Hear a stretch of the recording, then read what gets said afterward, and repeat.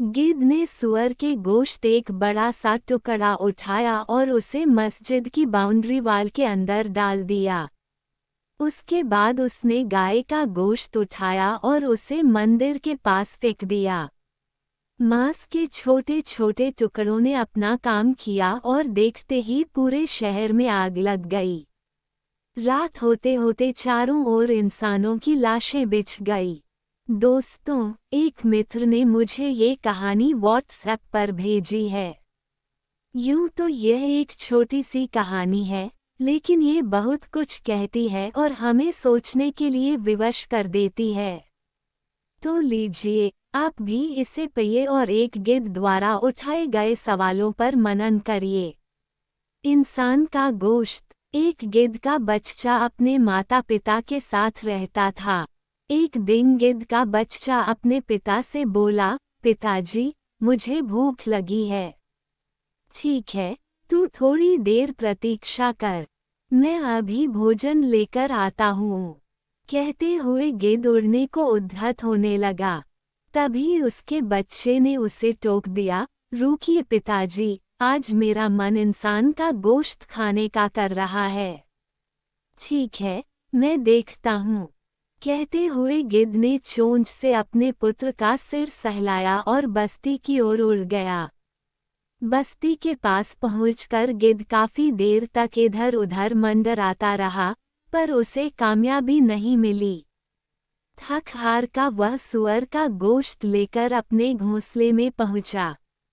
उसे देखकर गिद्ध का बच्चा बोला, पिताजी, मैं तो आपसे इंसान का गोश्त लाने को कहा था और आप तो सुअर का गोश्त ले आए। पुत्र की बात सुनकर गिद्ध झेप गया। वह बोला, ठीक है, तू थोड़ी देर प्रतीक्षा कर।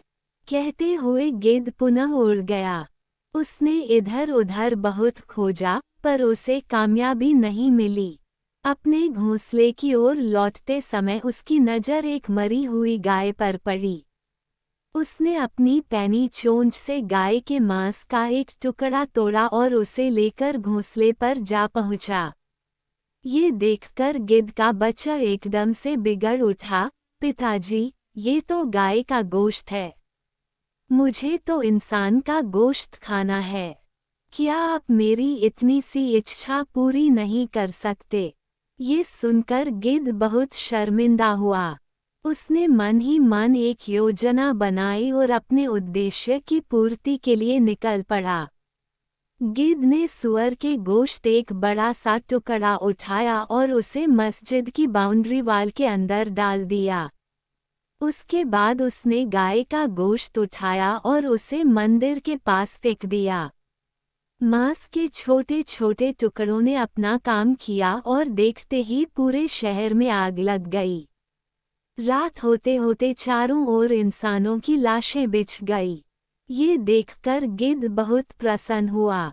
उसने एक इंसान के शरीर से गोश्त का बड़ा का टुकड़ा काटा और उसे लेकर अपने घोंसले में जा पहुंचा। ये देखकर गिद्ध का पुत्र बहुत प्रसन्न हुआ। वह बोला, पापा, ये कैसे हुआ? इंसानों का इतना ढेर सारा गोश्त आपको कहाँ से मिला? गिद्ध बोला, बेटा, ये इंसान कहने को तो खुद को बुद्धि के मामले में सबसे श्रेष्ठ समझता है, पर जरा जरा सी बात पर जानवर से भी बदतर बन जाता है और बिना सोचे समझे मरने मारने पर उतारू हो जाता है। इंसानों के वेश में बैठे हुए अनेक गिद्ध ये काम सदियों से कर रहे हैं। मैंने उसी का लाभ उठाया और इंसान को जानवर के गोश्त से जानवर से भी बदतर बना दिया। साथियों, क्या हमारे बीच बैठे हुए गिद्ध हमें कब तक अपनी उंगली पर नचाते रहेंगे? और कब तक हम जरा जरा सी बात पर अपनी इंसानियत भूलकर मानवता का खून बहाते रहेंगे? अगर आपको ये कहानी सोचने के लिए विवश कर दे, तो प्लीज़ इसे दूसरों तक भी पहुंचाएं।